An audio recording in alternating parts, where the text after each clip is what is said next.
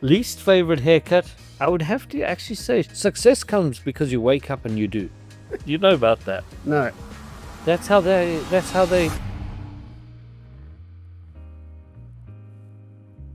Good day and welcome to Splitting Hairs podcast. I'll be interviewing industry leaders, stylists, barbers, and other entrepreneurs within the hair industry, giving you some insight on people I've met along the journey in this industry over the last 25 years.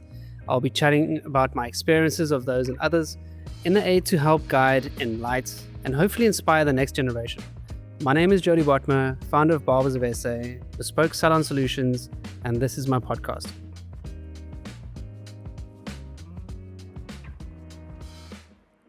Hey Andrew, how you doing? Like my man, how you? Good. Thank you for being my first official guest on the podcast. It's a true honor. You have been where it started.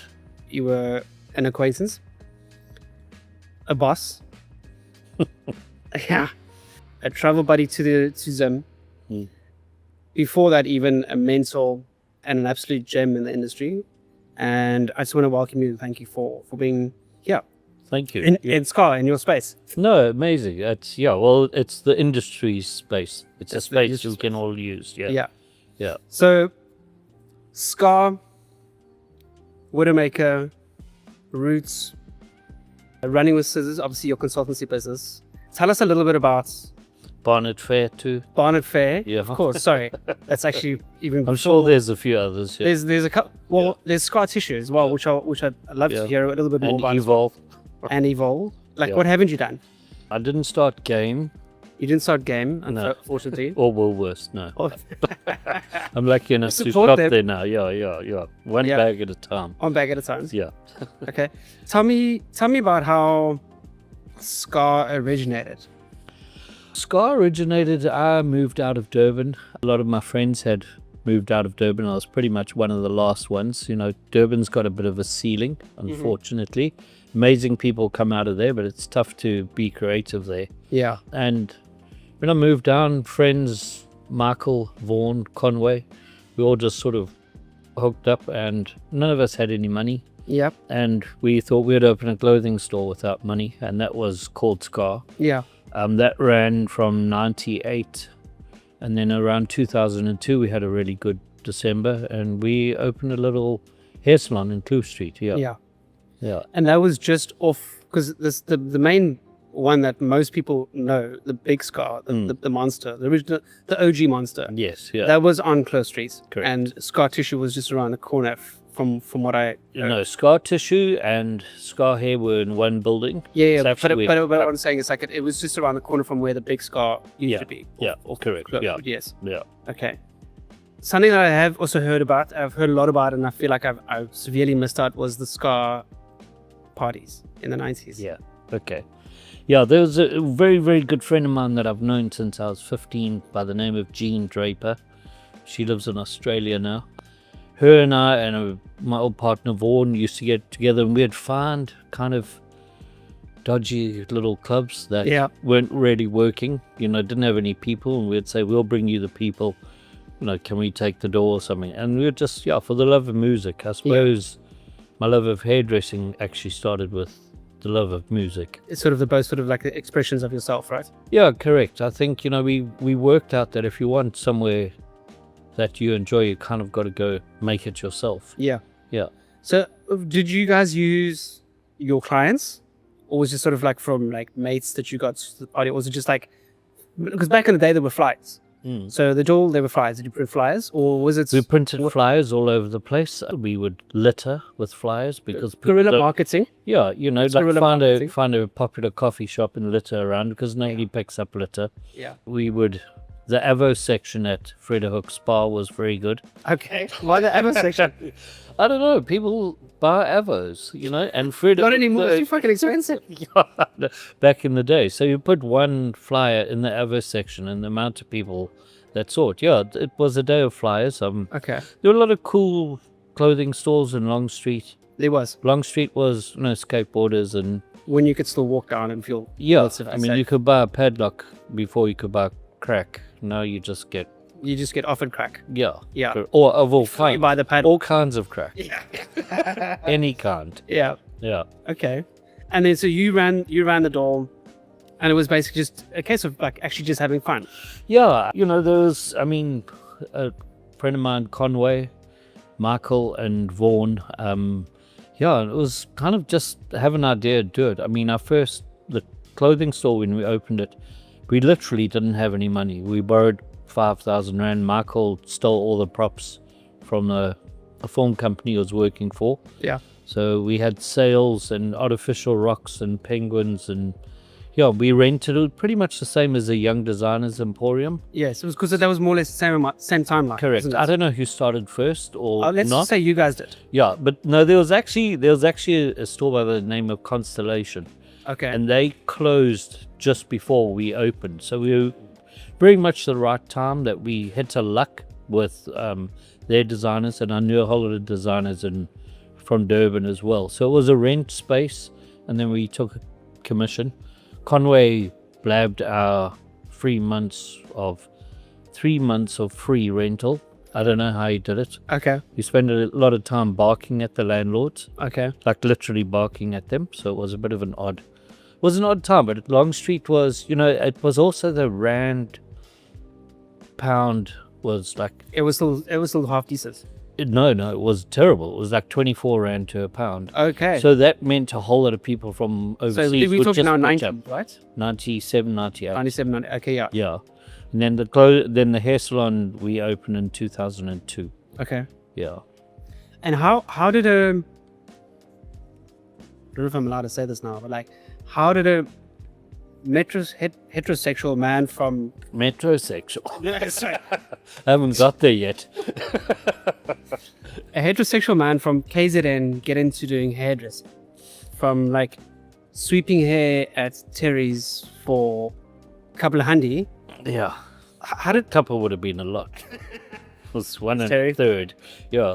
Sorry, how did you get into it? What was the sort of the journey on that? No, if I have to go back and honest, like, I suppose I'd have all the ADHDs and all of those things labeled. Cool. Labeled, yeah. Yeah. Before was an excuse. Yeah. I'm sure all of that stuff would be labeled on me now. Never has been. Sure. But yeah, I just didn't operate at school at all. I used to listen to music like when I was 12, 13, like the radio. Yeah. And there'd be Barney Simon, and it'd be listening to The Doors and Yes. Thin Lizzy, like a whole lot of cool bear. And that was my like me time. Mm. And then I kind of got into Depeche Mode. As you did. Yeah. And I thought I was Dave Gahan for a little while. Is this when you had your long, beautiful locks that I heard so much about? I've never had long, beautiful You looks. had It's always some- gone up. Okay. So Yeah. so it was like Yeah. Simpson vibes. Yeah, correct. Okay. Yeah, so but I still wanted to look like Dave Gahan. So Depeche Mode so music was a big influence. I went to a professional hair salon for the first time after I'd been to Neville, the barber, with my brothers and my dad. Yeah. And I asked for this box haircut, and it must have been like 14, 15.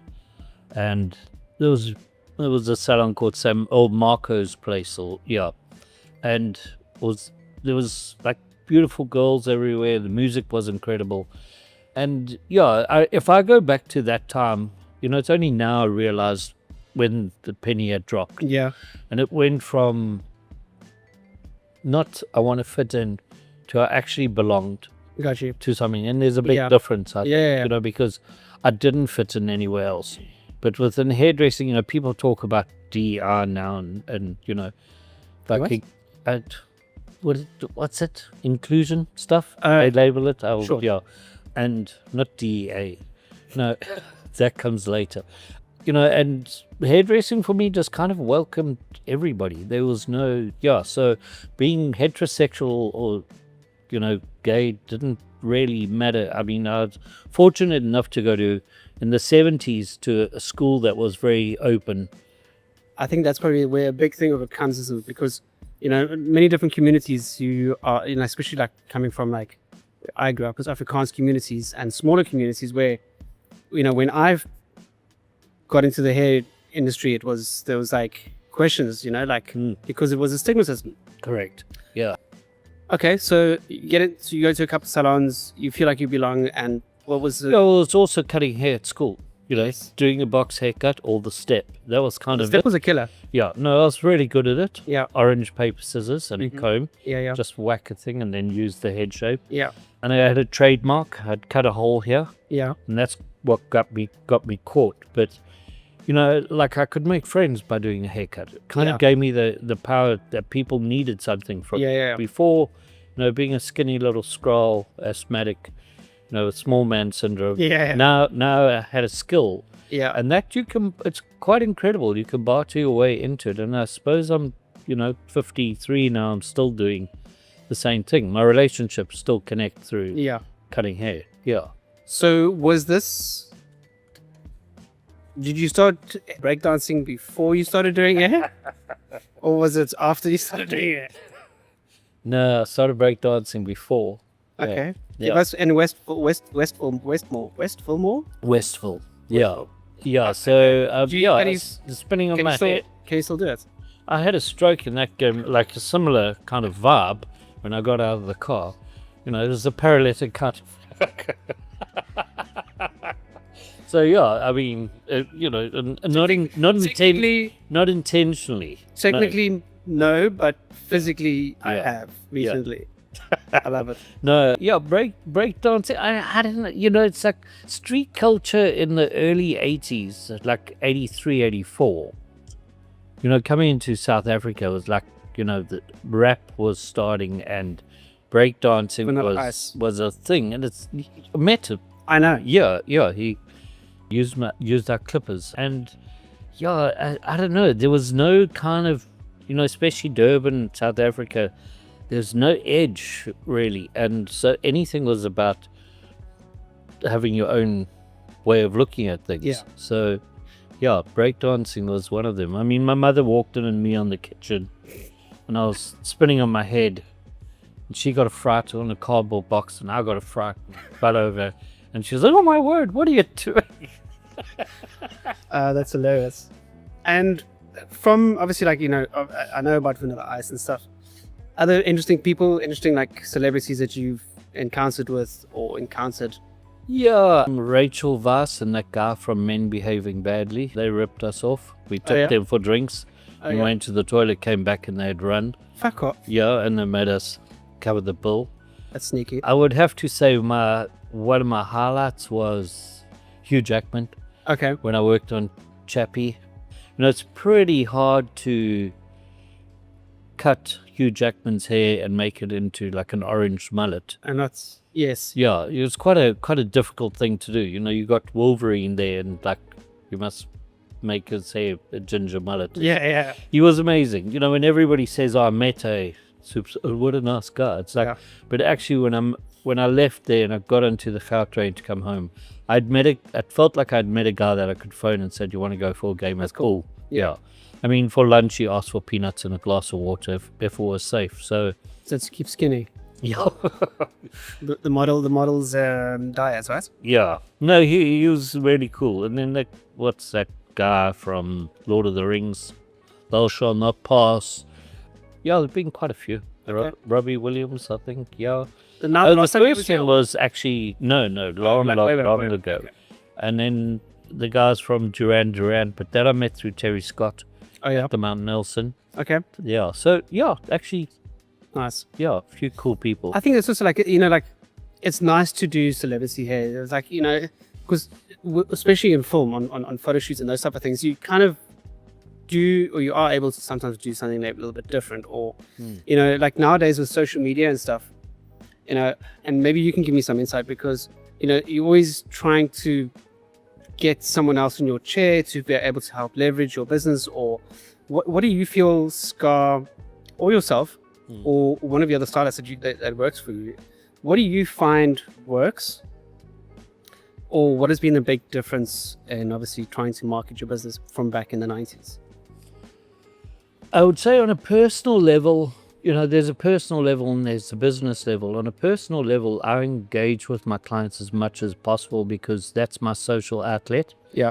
And if you give people more than 3 minutes, you actually really meet interesting people. Yeah. And I think as a society, and not only as a hairdresser, we taught how to do a consultation and we taught how to make a sale. But the reality is we've got this time with this new soul, and all we have to do is ask a few questions. And I've got a client who was part of blowing up all the small little Afrikaans lady, 4 foot something, part of blowing up all the Syrian arms.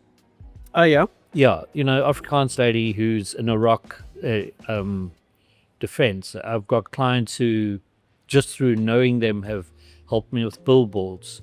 So I think the engagement on an authentic level is kind of where people should be.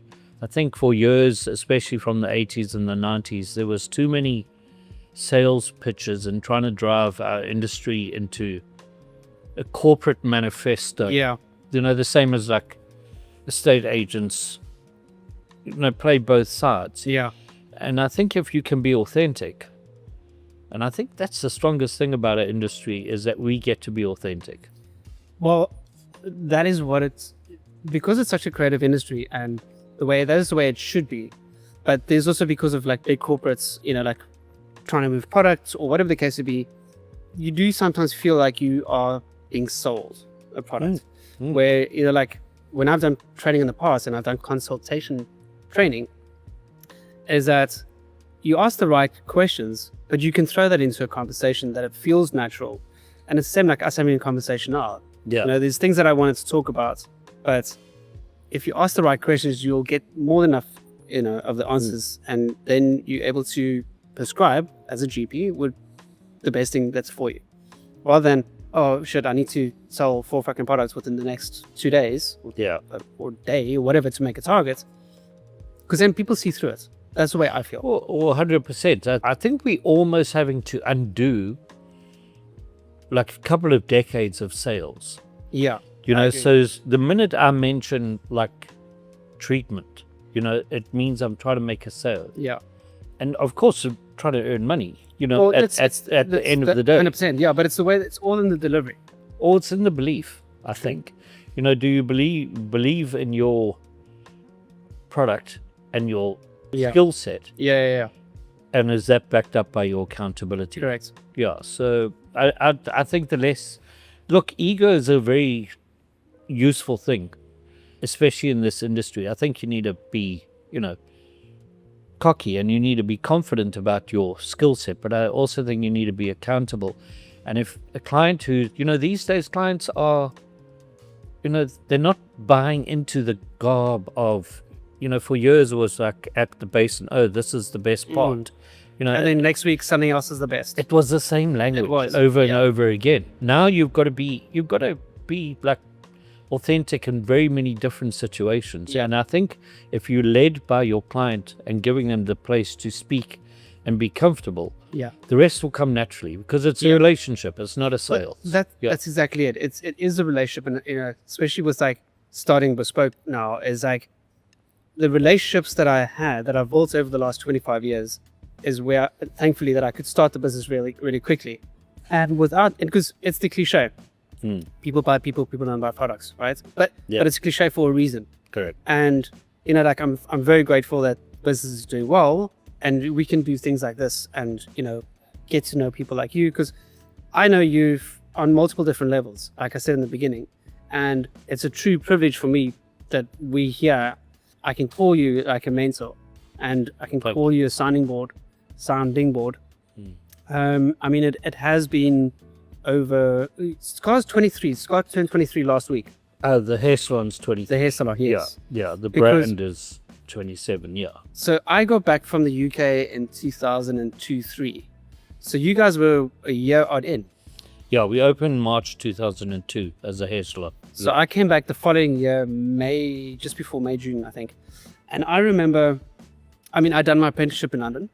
I'd cut hair since I was 15. It's like sort of similar, very similar. I didn't break dance. A lot of us are. It's the same story. 100%. Yeah, a lot of us did start by butchering. Yeah. Haircuts. And it was cool, because it was the first outlet that we had to, this is actually quite cool. And like people coming back and like, hold on, I'm making money out of this. And like, I'm still at school, but like, hold on. So it was cool. It gives a purpose. It gave a purpose. And I mean, I got back from the UK and I got said, I must come and see you. And I did. And we went and we sat at the top of Scar, on top on the balcony. You're wearing your flip-flops, not these ones. These are your new ones. These are my podcast shoes. These are 2000, podcast shoes. And your formal attire. I'm glad you came in all black. Even I mean, black, you're representing. Yeah. And we had a conversation. I don't know whether it was at the time that I didn't know what I needed. But the beauty of our relationship is that it's come fourfold, like I said. Back then when I met you, I worked for you at Barn Fair, I worked for you at Widowmaker. Now with Running with Scissors, we did the Zim trip, which was incredible. And it was a really nice time for me as well for us to just sit and chat. And we spoke about family, we spoke about kids, we spoke about my relationships. And it's just really nice. Thank you. I appreciate that. No, absolutely. I think, it's sorry if I may just interject.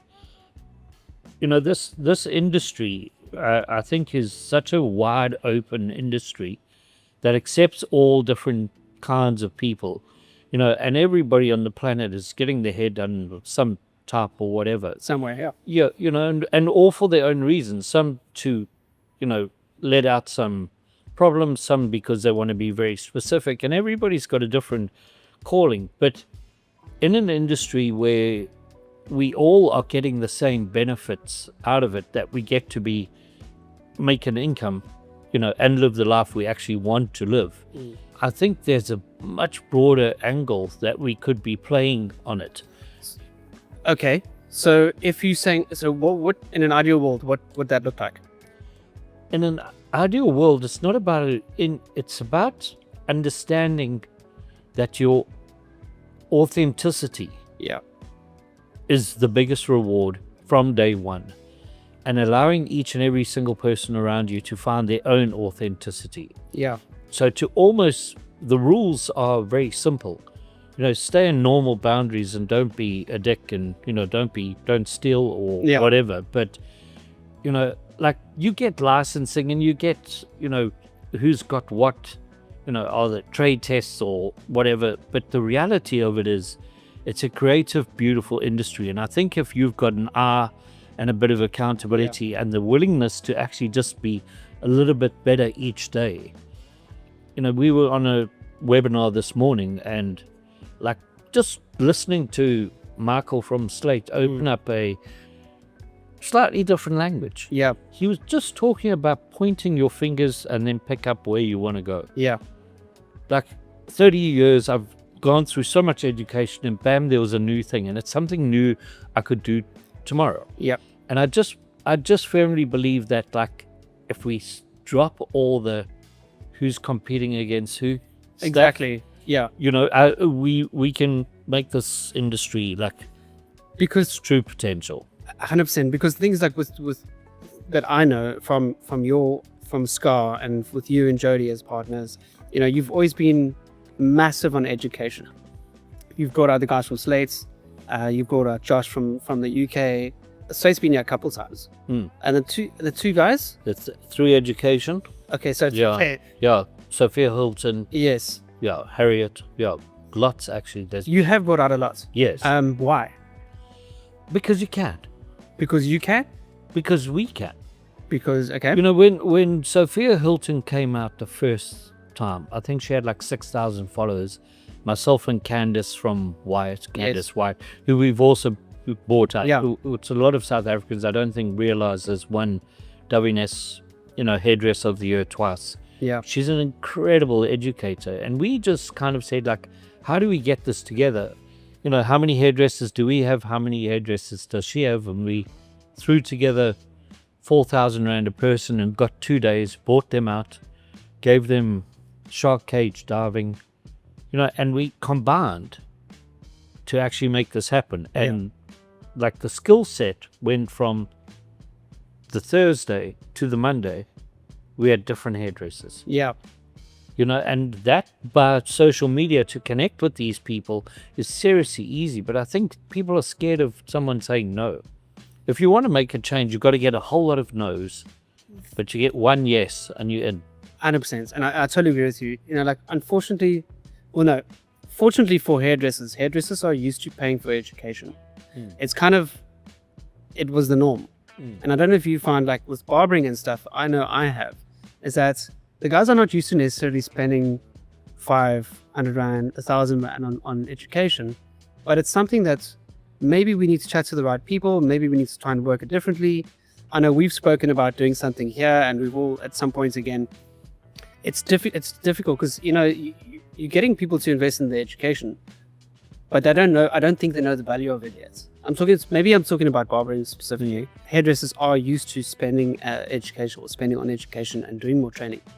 Yeah, okay. So hairdressing, I think And I say that in a nice possible way.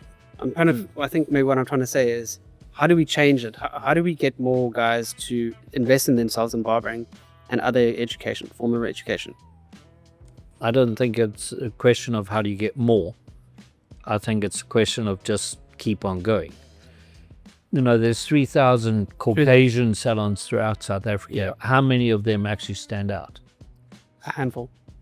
Yeah, if you're lucky. Yeah. You know, but so we've also went and did this invite thing on First Thursdays, where we started inviting outside people. And with First Thursdays being apparently it's trademarked, I'm not allowed to say it. Oh, yeah. First Thursday trade. Yeah. We got into Okay. trouble I didn't know the other that. day. Yeah. So All right. Who anyway, trademarked that? I don't know. First Thursday people. So yeah, be careful out there, guys. Get into trouble. So, and we started inviting people around that we saw on social media that, you know, back into the art of it.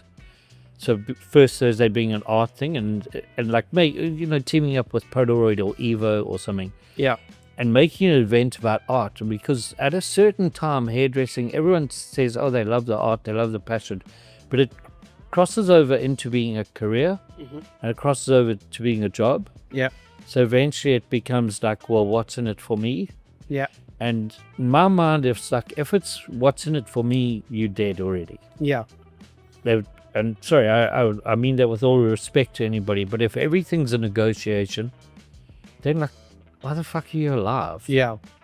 No, you don't wake up and go, what's in it for me? I mean, like, you know, there's young guys helping us with this podcast. Yeah. You know, we're going to connect, and there's going to be relationships that go. Sense. And if it doesn't go, that's okay as well. I think people need to understand that something happening is as normal as a rejection. So to do something because you can is enough reason. Yeah. You know, to get frustrated because people don't pitch up for education or whatever. Boo-hoo.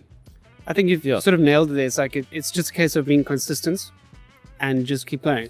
Because you just never know. Success comes because you wake up and you do. It doesn't come from, like you lay in bed and you thought for 9 years. Yeah. And then you woke up and it happened. No. And I think that's like over the 23 plus years that you guys have been running Scar, it's literally a case of you done so much and you saw what stuck. Yeah. And then you're like, cool, well, that fucking stuck. Let's do that again. Yeah. You know, and then sometimes it doesn't stick. And then it doesn't stick. Yeah. Yeah. It's like just keep doing. Yeah. I think that is the case. Like, you know, like you come up with a concept and you spend fucking hours or days thinking about this concept, and you run it past your family, you run it past your friends, and like, love it. And you do it, and it fucking does it's crickets. So, but the thing is, because of social media and all that type of shit, like, you almost have to do it 1,000 times for somebody and then for it to and then they see you 100%. It's like, you know, the connections I've made that have now reached back out to me. You know, you also got to use your benefits. Like, what do you have? Like, what are your resources? So, like, Cape Town's a resource. Yeah. Scar, this area. You guys would be really good at that. You know, and it's like you kind of got to see what's good for you. Yeah. You know, so if you're in Durban, for example, you know, like winter should be a resource. You know, it's incredible weather in winters. Yeah. So, like, how do you generate these things and you communicate them as much as possible? And I think it's really, really important to not honestly give a shit what anybody thinks. 100%. No, it is. If you can get that right, and you do have a slight bit of integrity and creativity, I mean, you should be fine. Don't give a fuck at least with a smile. No, Yeah. completely. Yeah, and without being a dick. Yeah. Yeah. No, it's you know, I enjoy starting fights. Yeah.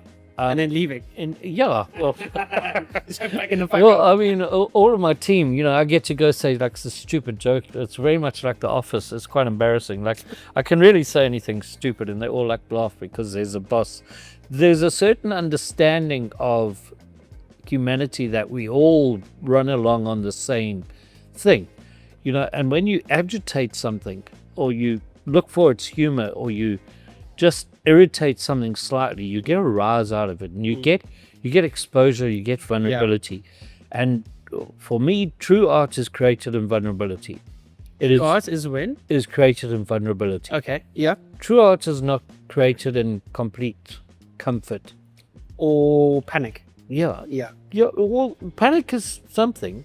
No, but see, like, you know, like with social media and stuff, you do something like, fuck, I've got to get the post out, or like, I've got to shoot something, and then you like, you do it and you add it, and you spend 10, 15 minutes on the toilet trying to edit it, and then you're like, Postal social media sucks. I fucking hate it. It's bullshit. I'm sorry, I've become an addict. It's like I'm on my phone. It's like it's messing with my kids. It sucks. It really sucks. does suck. I need help, and someone's gonna help me. Someone in this room's gonna help me. But you know, it's like you're trying to bring up children, and you say off screen, and meanwhile you on the screen yourself, and it's like it's a serious problem. Yeah. And if it obviously it can be used in a correct way, and you know, it's like, and I do believe like we've made amazing connections over Instagram. Yeah. But like it's very, very quickly owns you. I find myself just fucking, what do they call it? Doom scrolling. Like, Yeah. and you just sit there, you're like, just like, and like somebody asked me what I don't know what I've just watched for the last 2 hours. Yeah. Just bullshit. Like you get so, like, it's almost like the Matrix. You've been fucking plugged into the phone, and like honestly, there's days where I'm like, I just want to throw the phone against the wall. Yeah. And it has its purpose, and it needs to be part of our industry, and it is part of our industry massively because, you know, I know with you actually get your clients to take photos, and because it works better than you having to, oh fuck, can I take you a quick photo before you leave? Because it's in a rush and it doesn't work well. But it's because that is your CV, right? That's your portfolio. That's your signature that you're putting out there, and that's what helps you get. So I understand the importance of it. But yes, this is why we have people that are able to help us with doing these type of things, so that the next gen don't have to sit it. We can rather get somebody that knows, because so we were talking about it earlier. When we do certain things, it's very much like a spray and pray attempt. Like we hope it's going to land well, but we don't know. Spray and pray. Yeah, and you never heard that one before. It sounds like a sloth having sex. Don't they? You know about that? No. That's how they conceive babies. The one's up in a tree and he sprays and just hopes. Which one? The male or the female at the top? Yeah, well, obviously the male. I don't crossed the boundary there. Okay, yeah. We will edit and cut where we need to cut. Look, I mean, social media is like a vital cog in what we do. Yeah. Anything that's going to make you feel less, Yeah. or presume something from the outside makes you feel less worthy, is not good for you. 100%. Anything. Yeah. You know, even coming last in a race, in fact, if that makes you feel like really bad, don't race. It's like, Oh, don't race. Okay, I was going to say, don't give him a medal. no, I mean, obviously there's yin and yang to everything. There's a good and there's a bad, and there's an opinion for and there's an opinion against all the time. You know, science says this and studies say that, like, yada, yada. But I just think if you're entering a realm where actually you're not comfortable, or you're not able to let go of something, or it's giving you any anxiety, it's kind of like, it's not good for you. Stop it. Yeah. Yeah. No, I totally agree. Couple of extra questions. What do you find, or what have you found over the last, because you started in the 90s, so I mean we're looking at what, close to 30 years. What started Scar? No, cutting. I started when I was 15, so yeah, so it's 38. 38. Yeah. It's it's quite almost quite a while. Yeah. Yes. What have you found was the most, I'm sure there's thousands, but like one or two most memorable moments in the salon that you found, while cutting hair? Okay, gloves are off. Being on LSD Yeah. and looking at the hairs Moving. around someone's ear going like this, Yeah. and I just thought, and I'm saying this is memorable because they are and this is quite a shopping mall, high profile salon. Yeah. And I just thought, like, Yeah. No, obviously in in Durban. Durban. Okay, so no more. And I just thought, if I fall off the chair and act like I fainted, that would be my Your exits. exit. Yeah, so that was a big one. The other one's also in same salon, cutting a famous surfer's hair, and going into a dwell, and I used thinning scissors on the one side, and then I came round. Yeah. And I looked at him, and there was nice thick hair here, and this was just wispy. And then I went to the other side, very conscious, and did the same. Yeah. Yeah. I mean- So, all in all, I would have to say, even last week, coming in here, because we wanted to get away from being a salon. Yep. We wanted to create a space that is for the industry and actually for any industry, Yeah. that stylists can actually be as close to whoever they are. Mhm. And I think that Scott really has sort of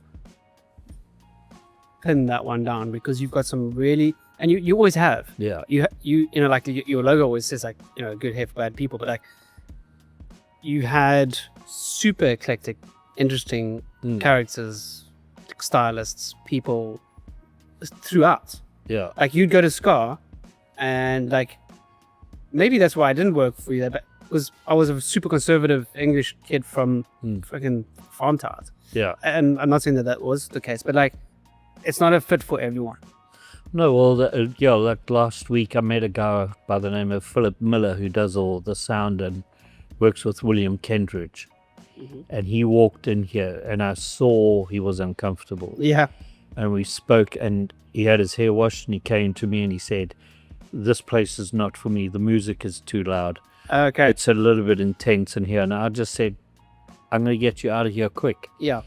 And by the end of it, we were laughing, and Yeah. we were and he realized, like, and I was very grateful that he could actually speak his mind, Yeah, that's lovely. and I thought, like, that's incredible. Like, Yeah. that's nailed on the head.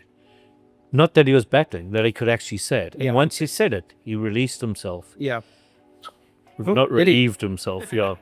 And it was open, and Yeah.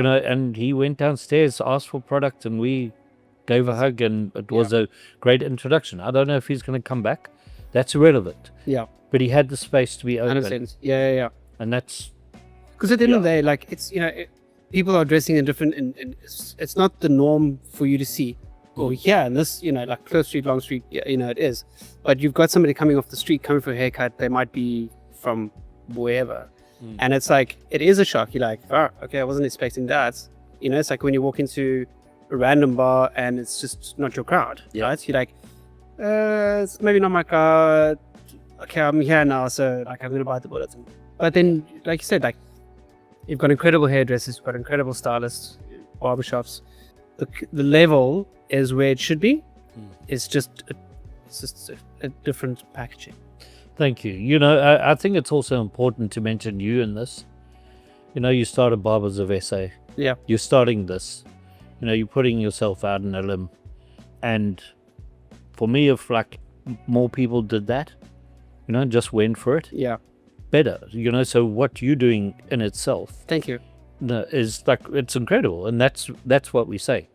Each person have an idea, get the fuck up. Just fucking run with it. Just try it, just do it. And if it fails, big deal. And that's the thing. That's exactly what like. A couple people ask me like, "What is your intentions behind doing the podcast?" I was like, to be honest, like I have none, and like that's fine with me. No. The thing is, like I said in you'll see the intro. Like I've been in the industry for so long. I've met incredible people, and the incredible people are sitting opposite me now, and I want to kind of share that story. Amazing. And whatever comes of it comes of it. If whatever does, if it doesn't, it doesn't. No, I think if it could spark someone to just go, Well, that's let me try this. Yeah. Let me try and make my own towels. Yeah. Let me try and make a shampoo, or let me cut a fringe in a different way 100%. and break down a fear and replace it with a bit of curiosity, Yep. then it's winning. Do you know what? And that's exactly it. Like I'm rolling the dice, Yeah. and like I said, I want people to, whether they fucking find our stories fun or not, I actually like, but something is going to come of it. And somebody might come and ask for a job at Scar, or somebody might contact me for something else, and like that's enough. Like I want people to get in touch with you on your socials. We'll put all the socials below. Sound very like we'll put all below, like they say in podcasts. Yeah. Subscribe, like, reshare, all that shit. Yeah, we'll put it in a Dropbox. We'll put it in a Dropbox and we'll email it to you. Word of advice, or like, what would the one-liner be for somebody that's trying to get into the industry, just come out of a college or an institution in South Africa? What is your advice for an upcoming hairdresser or barber in South Africa? Sure. Okay. Easy one, but difficult one, because there's so many different ways to look at it. I think probably the most important thing is be happy in your own skin, especially your flaws. Yeah. Because not flaws. No. No. Because I think flaws are what make an individual, and I'm saying this in a way that this industry has space for every single person around, all different shapes and sizes. I think that context of, I'm a creative person, I'm not an admin person, was such a stupid narrative for so long. Yeah. It's like we complete people. Yeah. We just choose to do it our own way. 100%. And I think a lot of people I was at school with were quite shocked to know that I probably earned double what they earned. Yeah. And I think, there's a lot of money to be made in this industry. And I also think we should look at it as a industry whole, rather than I just want to be a hairdresser. Yeah. That's my goal, is to actually, young people coming into the industry, to look at it as a whole, rather than I'm just going to learn how to cut hair. So, one sentence. Don't give a shit what people think. Find your scarf, find your widowmaker, find somewhere where you can be 100% authentically you. Yeah. Yeah. Lastly, I just think, and keep trialing, keep cutting hair. Yeah. Like, actually cut friends' hair. Yeah. All the time. Yeah. Yeah. I think that's the thing, like, with education as well, like, you got to try something that doesn't work for you, and like, get your mates, get your cousins, get your uncles, get your aunties, and like, cut their hair. Yeah. Fucking play around. You don't have to wait for someone to make you something. Yeah. Well, you've got to do it yourself. Yeah. No one's going to save you. No, And I think that was a big thing for me, like, over the last 2 years. Like, no one is going to come save you. And it's a great realization. Like, because when you change your mindset like that, you're like, fuck me, no one's going to come save me. Like, it's me. Yeah. And you got to do you. Yeah. And then get up the next day and do it. And do the same thing. All right. Coming to the end, quick fire questions. What is your favorite hairstyle to create? My favorite hairstyle to create. Yeah. I enjoy the process of cutting men's hair with scissor over comb. Uh-huh.